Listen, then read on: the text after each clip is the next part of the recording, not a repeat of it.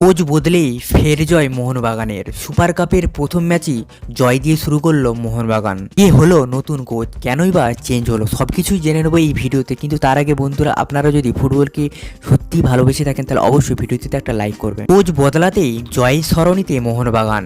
Super কাপে প্রথম ম্যাচে পিছিয়ে পড়েও শ্রীনিধি ডেকানকে হারিয়ে দিল সবুজ মেরুন ব্রিগেড। ম্যাচের ফলাফল 2-1। চলতি আইএসএলে পরপর 3টি ম্যাচে হারের পর জুয়ান ফেরান্দো এখন অতীত। মোহনবাগানে কোচের দায়িত্বে ফের অ্যান্তোনিও লোপেজ হাবাস।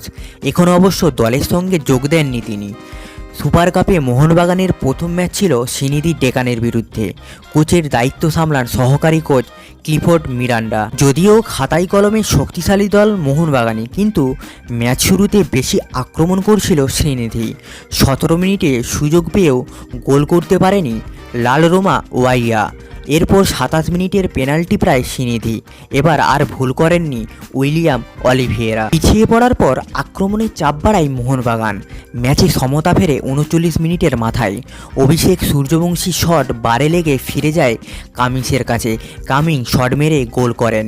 দ্বিতীয়ার্ধে অবশ্য দাপট ছিল মোহনবাগানেরই। 71 মিনিটে জয়সূচক গোলটি করেন সাদিকু। বন্ধুরা, আপনারা যদি মোহনবাগানের সাপোর্টার হয়ে থাকেন তাহলে অবশ্যই ভিডিওটিতে একটা লাইক করবেন। আর যারা যারা আমার এই চ্যানেলে নতুন তারা অবশ্যই চ্যানেলটিকে সাবস্ক্রাইব করে রাখবেন এই ধরনের sport related news update regular বেসিসে আপডেট পাওয়ার জন্য।